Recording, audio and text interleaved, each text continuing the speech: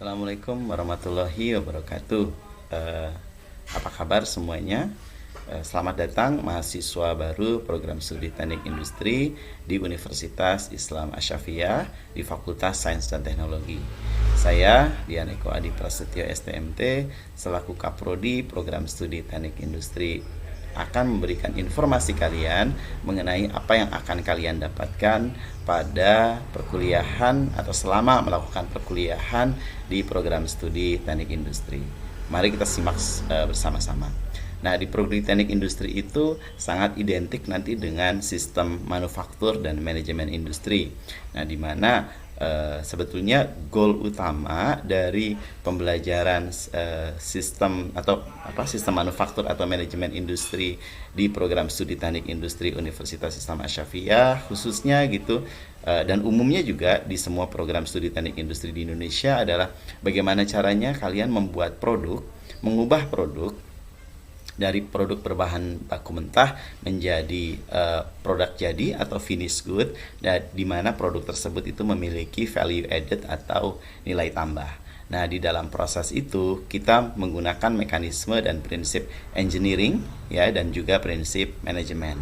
Nah, di teknik industri itu dikenal dengan aspek 5M. Ada man, machine, material, money, kita juga belajar tentang uang dan juga metode kerja. Nah, di samping itu kita juga belajar energi dan juga informasi. Nah, kemudian itu diproses melalui kegiatan aktivitas proses produksi dimanapun itu, bisa di factory, hospital, bank, di industri transportasi dan sebagainya, yang akhirnya menghasilkan nilai atau produk yang bernilai tinggi dan juga produk baik itu produk barang jadi, terus jasa maupun informasi. Nah, kemudian sesuai dengan standar BKSTI. Jadi program studi teknik industri itu memiliki asosiasinya, namanya BKSTI, Badan Koordinasi Penyelenggara Program Studi Teknik Industri di Indonesia. Nah, dan Asy-Syafi'iyah itu masuk dalam koordinator wilayah ketiga yang ada di Jakarta. Nah, kemudian di dalam kompetensi lulusan teknik industri, kalian akan dilatih atau diajari bagaimana yang pertama menguasai konsep teori di bidang sains. Makanya nanti ada mata kuliahnya dasar sains ya, fisika, matematika, kemudian menggambar teknik, kemudian material teknik gitu.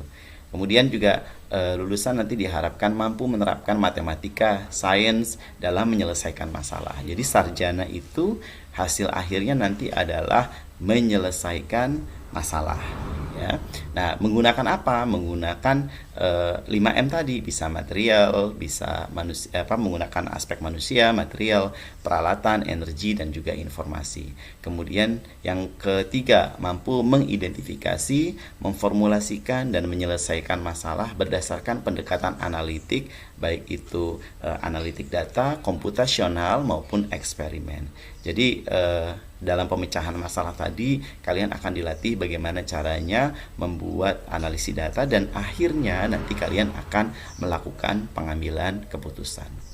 Nah, kemudian yang keempat, lulusan teknik industri juga nanti diharapkan mampu untuk merumuskan solusi ya, baik terhadap masalah rekayasa yang kompleks, karena di dalam perusahaan, di manufaktur industri maupun di bidang jasa, semua problematika itu sifatnya kompleks ya, baik nanti terkait dengan ekonomi, kesehatan, keselamatan publik. Nah, bagaimana kemudian aspek-aspek faktor baik internal perusahaan maupun eksternal perusahaan mampu kemudian digabungkan gitu, atau kemudian dikolaborasikan untuk menyelesaikan masalah.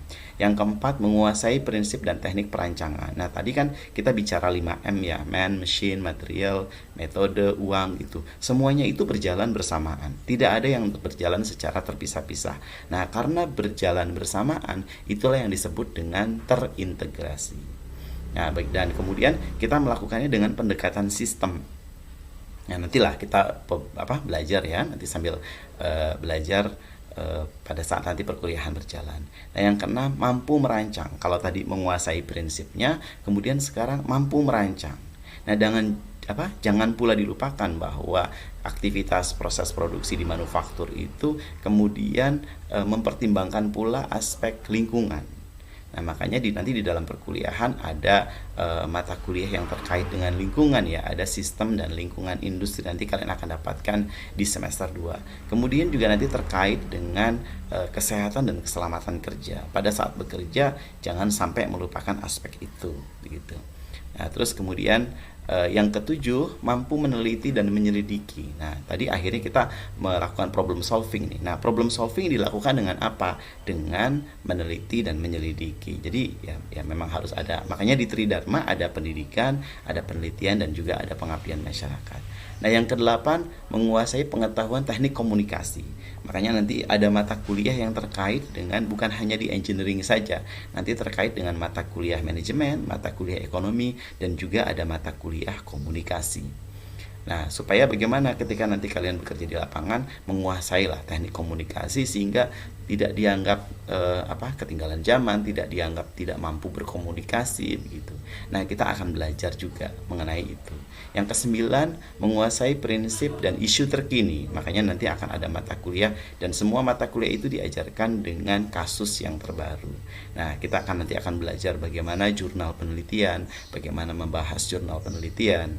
Yang ke-10, mampu memilih sumber daya dan memanfaatkan perancangan. Nah, makanya berbasis teknologi informasi. Makanya nanti di dalam perkuliahan teknik industri juga ada mata kuliah sistem informasi, ada mata kuliah pemrograman. Kalian akan dapatkan itu. Nah, yang ke-11 sekarang, mampu melakukan komunikasi baik tertulis maupun lisan. Nah, ketika kalian melakukan penelitian, ketika nanti dalam perkuliahan akan ada banyak presentasi, kalian melakukan presentasi di hadapan teman-teman semua dan di hadapan dosen. Nah, walaupun salah tapi kalian akan dilatih untuk bagaimana berkomunikasi. Tidak usah khawatir, yang namanya belajar itu dari kondisi tidak mengerti menjadi mengerti, dari kondisi salah menjadi benar. Nah, tidak usah takut akan salah, tapi yang paling baik adalah bagaimana memperbaiki kesalahan yang sudah kalian lakukan. Nah, yang ke-12, memahami tanggung jawab profesi. Nah, nanti akan ada juga kegiatan magang ya, atau kegiatan praktek kerja lapangan. Nah, di mana kalian ditempatkan pada perusahaan atau kalian boleh memilih perusahaannya sendiri, kemudian melakukan magang kerja di sana. Nah, ketika magang kerja kalian akan memahami bahwa ketika diberikan pekerjaan ada tanggung jawab pekerjaan kalian di sana, dan juga ketika bekerja gunakan etika keprofesian. Nah, yang ke-13, mampu mengenali kebutuhan dan mengelola pembelajaran diri seumur hidup. Nah, makanya nanti kita akan selalu mengupdate jurnal, mengupdate buku gitu ya, dan harus jangan ditakuti soal bahasa Inggris gitu. Bahasa Inggris itu sudah menjadi sebuah kebutuhan. Nah, yang ke-14, mampu melakukan kerjasama dalam sebuah kelompok kerja. Makanya nanti akan ada kegiatan praktikum, akan ada kegiatan mungkin tugas-tugas di lapangan yang dilakukan secara berkelompok. Nah, di situ kalian dilatih bagaimana melakukan kerjasama. Nah, apa sih nanti yang akan terkait di perkuliahan itu? Kita akan belajar ada yang disebut dengan Manufacturing Information Control di dalam mata kuliah perencanaan dan pengendalian produksi. Nah, di sana kita juga belajar Industrial Engineering dan juga Productivity Simulation, yang nanti diterapkan di mana, bagaimana mengontrol sistem yang ada di manufacturing, membuat data dan analisis data, kemudian melakukan analisa studi gerakan. Ingat loh, kita belajar manusia itu punya keterbatasan, punya kelelahan. Jadi dengan memahami motion study, kita akan bisa merancang atau mendesain sebuah sistem kerja yang lebih manusiawi. Kemudian ada proses desain, makanya tadi menciptakan produk yang lebih baik, yang lebih memiliki value added atau nilai tambah. Kemudian melakukan juga quality analysis ya, bagaimana menjamin produk supaya sampai ke tangan konsumen dalam kondisi baik. Nah, kemudian juga ada motion clinic, nah, terkait nanti dengan motion study. Kemudian ada time study. Nah, pada akhirnya kita bicara soal bagaimana merencanakan sebuah sistem produksi. Bikin pabrik atau bikin usaha berjalan itu tidak semudah itu. 5M ada di sana. Dan ketika sudah dipahami, maka kalian akan bisa, bahasa saya itu, bisa menjadi manajer yang baik, bisa menjadi pemilik perusahaan yang baik, karena mengetahui bagaimana menjalankan sebuah usaha, sebuah industri manufakturing maupun industri jasa dengan baik. Nah, ini ada contoh aplikasinya. Misalnya kalian merancang nanti tata letak pabrik yang efisien. Ingat ya, kadang-kadang kalau kita bikin usaha itu tanahnya terbatas. Bagaimana merancang dalam tanah atau lahan yang terbatas, tapi kemudian proses produksinya berjalan secara maksimal. Nah, di mata kuliah nanti kita akan plan layout atau tata letak pabrik, kita akan pelajari. Kemudian juga ada ergonomi. Tadi kita terkait dengan manusia kelelahannya bisa merasakan lelah. Bagaimana kalian merancang produk-produk yang kemudian bisa membuat orang itu kalau kerja daya tahannya lebih lama, kalau lelah kelelahannya bisa berkurang. Nah, di sana akan ada nanti mata kuliah khusus terkait dengan ergonomi. Nah, kalau product development ada mata kuliahnya khusus bicara mengenai perencanaan dan perancangan produk. Nah, ketika berbicara produksi, maka kita juga berbicara soal bagaimana menjamin kualitas produknya baik. Maka nanti akan ada total quality management, ada banyak nanti mata kuliah yang terkait dengan total quality management. Nah, sambil nanti berjalan saja ya. Nah, kemudian juga kita berbicara soal data, di mana data itu terkait nanti dengan misalnya contohnya ini queuing, teori antrian. Nah, seperti di bank gitu. Nah, kan banyak orang datang mengantri. Sebenarnya berapa sih kebutuhan operator yang ada di lapangan gitu ketika mereka ada pelanggan datang ke tempat kita. Nah, kemudian ada statistik problem. Nah, banyak kasus-kasus yang tidak bisa dipecahkan secara data gitu, tapi bisa dianalisis menggunakan statistik. Kita akan belajar mata kuliah tentang statistik. Nah, kemudian juga ada nanti terkait dengan engineering ekonomi. Tadi saya bicara soal uang ya. Jadi teknik industri tidak hanya belajar soal mesin saja, tapi juga belajar soal bagaimana mengelola uang. Nah, pada akhirnya kalian bikin produk kan harus bisa dijual. Kalau tidak bisa dijual, gimana uangnya akan kembali ke tangan perusahaan dan perusahaan bisa profit. Atau kalau kalian mau bikin usaha sendiri, bagaimana uangnya kalian bisa putar untuk masuk kembali ke perusahaan kalian. Nah, di sanalah kemudian kita akan belajar soal engineering ekonomi. Ada beberapa mata kuliah misalnya ekonomi teknik, kemudian yang kedua ada analisa biaya gitu, dan yang terakhir nanti ada analisa perancangan perusahaan yang akan fokus dengan bagaimana caranya membuat perusahaan itu balik modal. Nah, kemudian juga ada sistem modeling. Nah, nanti akan ada mata kuliah khusus berbicara sistem modeling. Nah, kadang-kadang kan industri nggak tahu tuh jalannya bagaimana. Nah, kalau mau bikin Anda membuat kelayakan bisnis, kalau tidak tahu bagaimana usahanya, gimana mau mengetahui balik modalnya kapan gitu. Nah, untuk merencanakan sebelum terjadi, kita gunakan apa yang disebut dengan teknik simulasi. Nah, nanti akan ada mata kuliah khusus bicara soal ini, yaitu permodelan sistem, dan juga ada simulasi dengan menggunakan aplikasi atau software. Jadi bukan hanya manual saja, tapi nanti akan ada banyak aplikasi yang harus kalian kuasai.